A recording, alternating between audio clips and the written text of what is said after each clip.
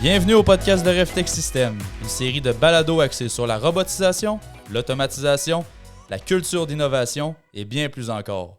Je me présente, Thomas Giguère, spécialiste aux applications chez RefTech System, et c'est avec un grand plaisir que je co-anime ce podcast aujourd'hui avec Alexandre Paré et Félix Ducharme-Turcotte.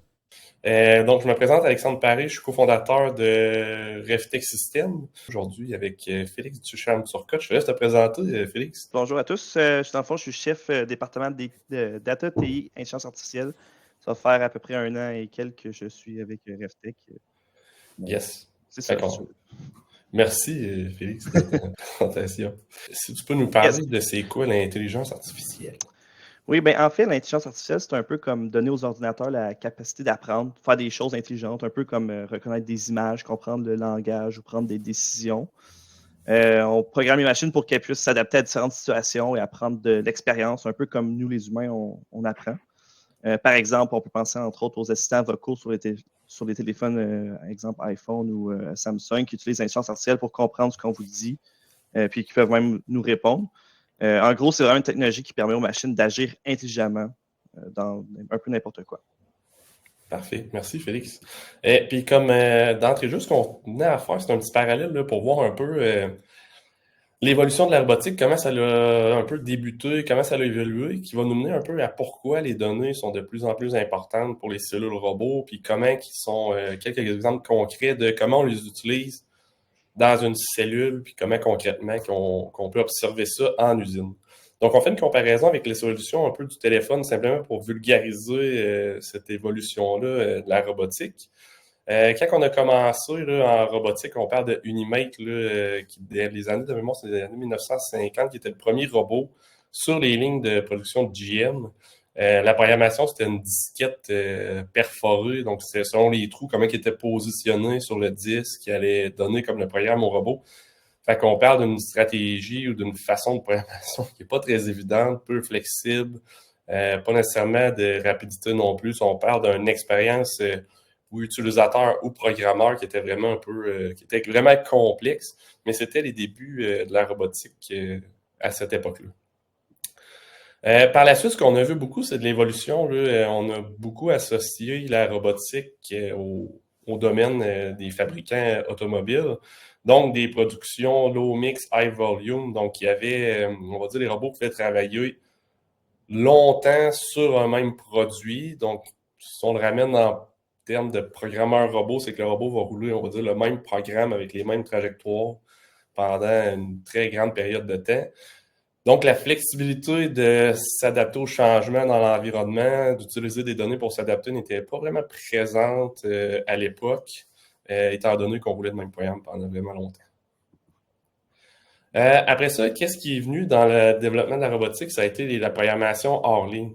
Donc, tout ce qui est jumeaux virtuels qu'on peut reproduire dans un logiciel, normalement, chacun des fabricants robots vont avoir un peu leur logiciel de programmation hors ligne.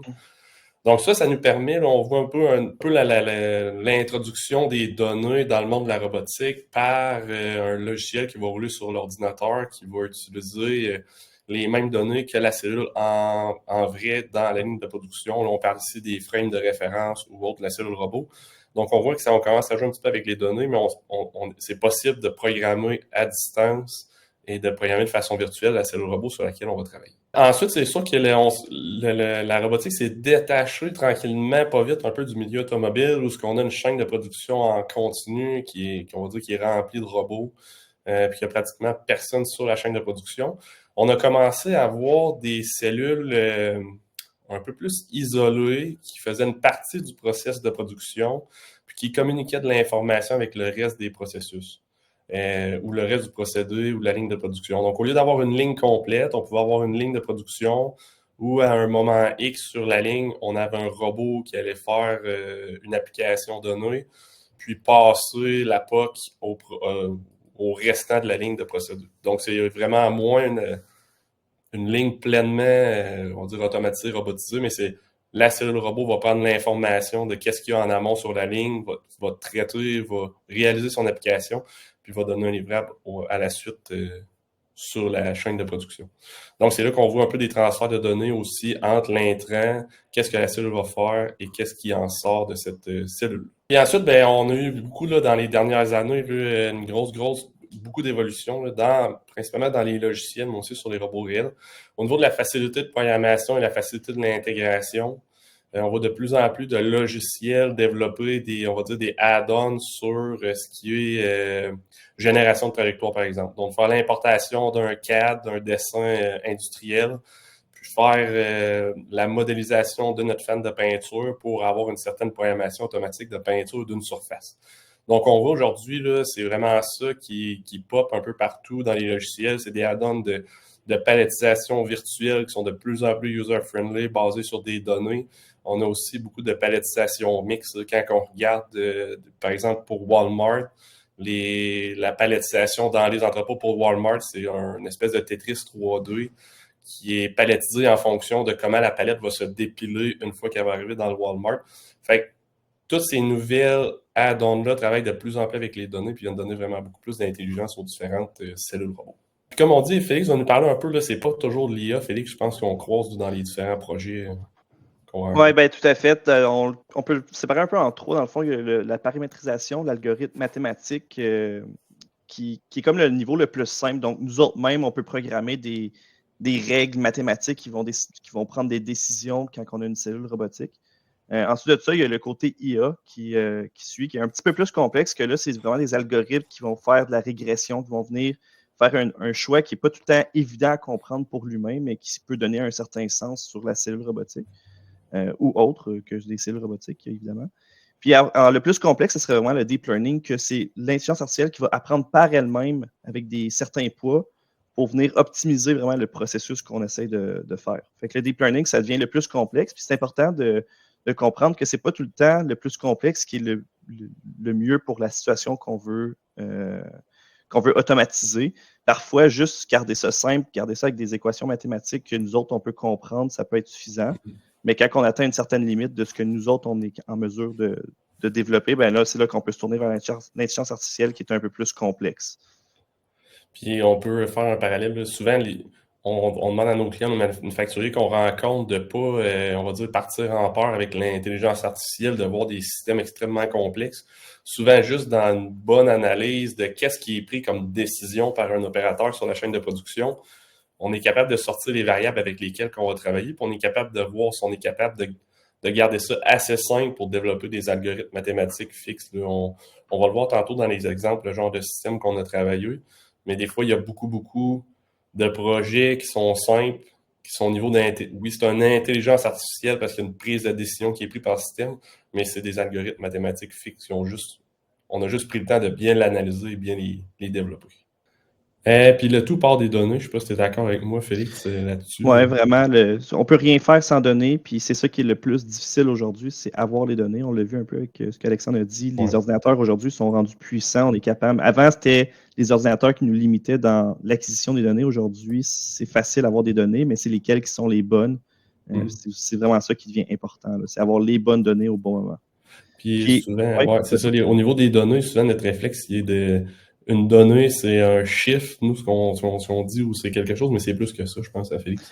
Oui, bien, tout à fait. On a toutes sortes de données qui peuvent être pertinentes pour les robots. On peut parler, entre autres, de fichiers d'ingénierie, des textes, des chiffres, comme Alex a dit, des images, des vidéos, des fichiers audio. Tout ce qui est une donnée, en gros, peut devenir pertinente. Par contre, ça ne veut pas dire qu'elle est pertinente pour la situation qu'on veut utiliser. Fait que c'est là qu'une bonne analyse initiale est nécessaire pour être sûr qu'on utilise les bonnes données qui vont nous donner un résultat optimal à la fin du processus. Puis la façon de les acquérir, je ne sais pas si tu veux mettre un mot là-dessus, Félix.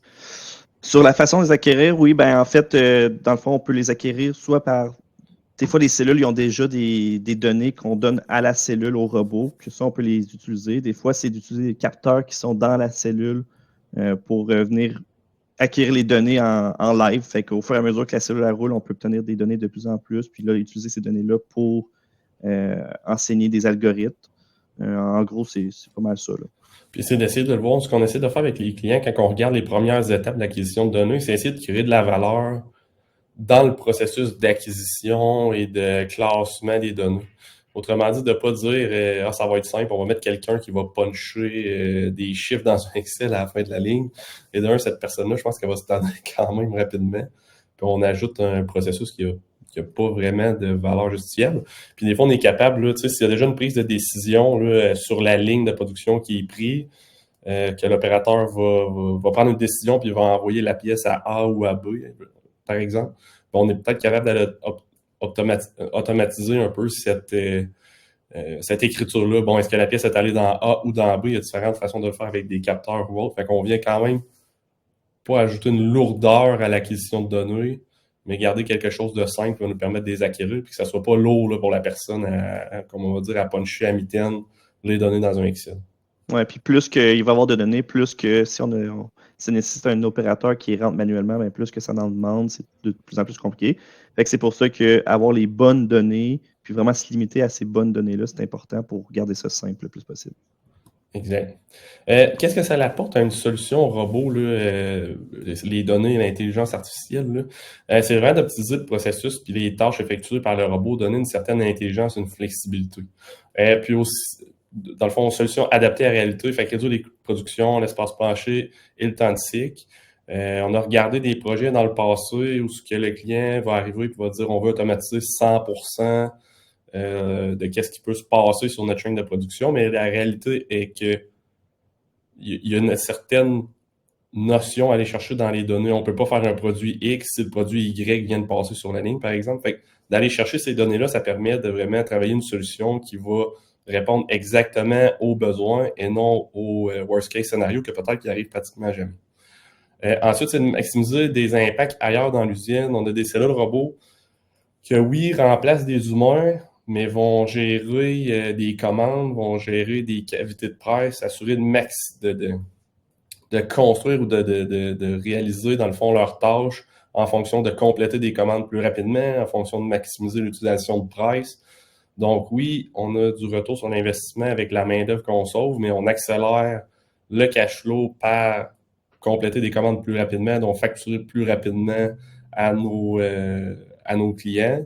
Puis en maximisant l'utilisation, par exemple, de presse ou d'autres machines, ben, on vient d'augmenter la capacité de production en s'assurant que ces machines-là vont virer plus souvent puis qu'il y aura moins de temps d'arrêt entre les productions. Puis autre chose qui est négligée souvent là, par la robotisation, c'est la numérisation du savoir-faire. On visite de plus en plus, oui, la main-d'œuvre est rare, mais la main-d'œuvre est aussi très vieillissante. Donc, on visite des manufacturiers, il y a des opérateurs, ça fait 15, 20, 25 ans qui sont là, qui ont développé des réflexes avec le temps, qui, eux, font les choses par réflexe, par habitude, qu'ils ont développé pendant plusieurs années. Donc, c'est important d'aller poser les bonnes questions si on veut automatiser un peu leur processus. Puis, si on pose les bonnes questions, on est en mesure de numériser les réflexes ou les habitudes que ces personnes-là ont pris. Puis on vient se réapproprier le savoir-faire à l'entreprise. Fait que ça aussi, ça a une valeur. Là. On est beaucoup moins dépendant de notre main-d'œuvre. Je vais survoler quelques projets là, rapidement pour essayer de ne pas trop étirer le webinaire. C'est des projets qu'on a dû vulgariser certains aspects. Donc, on va essayer de bien illustrer là, le concept de chacun des projets, qu'est-ce qui a été fait, puis qu'est-ce que l'intelligence a apporté à ces différents projets-là. Tantôt, palettisation mixte. Donc, ce qu'on avait fait, c'est une palettisation. On avait un robot dans l'industrie du bois qui devait palettiser des morceaux de différentes longueurs. Le robot ne connaît pas la longueur du morceau à placer sur la palette avant qu'il arrive en avant de lui, 2-3 secondes avant qu'il arrive en avant de lui. Donc, qu'est-ce qu'on a fait? Encore là, on est dans le bas niveau de l'intelligence artificielle. On est en paramétrisation à développer des algorithmes mathématiques fixes qui vont analyser, bon, voici le morceau de telle longueur que j'ai, voici où j'en suis rendu dans mon Tetris de palette et voici où je dois aller déposer le morceau pour maximiser l'espace, maximiser la quantité de bois que je vais mettre sur ma palette, assurer que j'ai une palette solide et du croisement de joints. Donc, dans cet exemple-là, c'est vraiment de développer les bonnes formules mathématiques pour réaliser le travail. On a eu aussi dans bois et textile qui était palettisation avec contrôle qualité. Donc là, tantôt on parlait de l'intelligence au niveau de où qu'on va mettre déposer le morceau. Là, on peut ajouter une couche avec des systèmes de vision artificielle pour venir grader ou catégoriser un défaut ou un intrant, puis prendre une décision suite à son inspection. Dans des produits naturels comme le bois ou des produits complexes comme le textile, l'intelligence artificielle va venir jouer un rôle sur l'analyse. Parce qu'un produit naturel comme le bois, c'est dur de prévoir tous les défauts là, qu'on peut rencontrer dans l'inspection du bois. Donc, c'est important que le système soit capable d'apprendre par lui-même. Donc, en résumé, pour ce qui est de l'intelligence artificielle dans les cellules robotiques, les connexions avec les robots, des robots avec les données, ils permettent vraiment de maximiser, oui, la cellule robotique, mais tout ce qui peut avoir comme impact sur l'ensemble de l'entreprise. On a parlé rapidement de l'impact sur le cash flow par la facturation de commandes, la complétion de commandes, compléter des commandes plus rapidement. Ensuite, elle permet aussi là, de mettre en valeur d'autres facteurs clés là, du ROI, l'expérience client, la numérisation du savoir-faire, accélérer la facturation comme on vient de parler. Mais des fois, c'est de penser plus loin. Notre 4.0, on parle souvent, on entend parler, c'est une usine, les lumières fermées avec des robots partout, mais pousser le 4.0 plus loin permet des fois d'aller changer l'expérience client, de changer un produit en service. On prend un exemple rapidement du GAN Golf. Une compagnie qui était fabricant de GAN Golf a décidé de mettre des capteurs accéléromètres sur le gant, qui sont en mesure maintenant de fournir un service de coach en swing de golf. Donc, ils ont changé un peu de ce qu'ils offraient à leur clientèle, qui était juste un gant, vers un service de coach en golf. Eux, ça a été ça un peu le 4.0. Aussi, pas aller trop loin dans nos pensées vers l'intelligence artificielle, mais peut-être de garder ça à la base d'entrée de jeu avec qu'est-ce que les mathématiques nous disent et qu'est-ce qu'on a comme logique avant de prendre le temps de bien mapper.